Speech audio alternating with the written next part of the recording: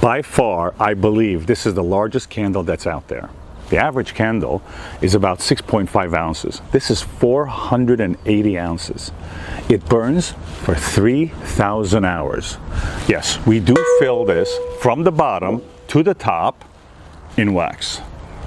3,000 hours, if you think about it, if you burn it for 4 hours a day, every single day, 7 days a week, you would have to burn this candle for 2 years.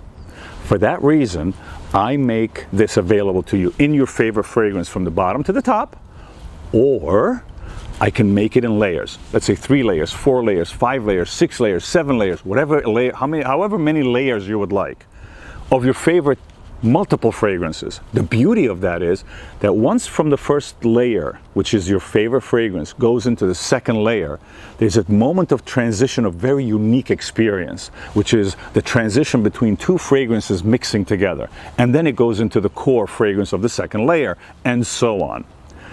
That experience is quite unique. I call this the 2-year candle.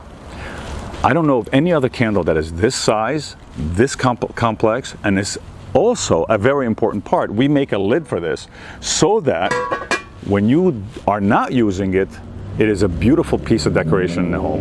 It comes in gold and it comes in silver. Happy shopping.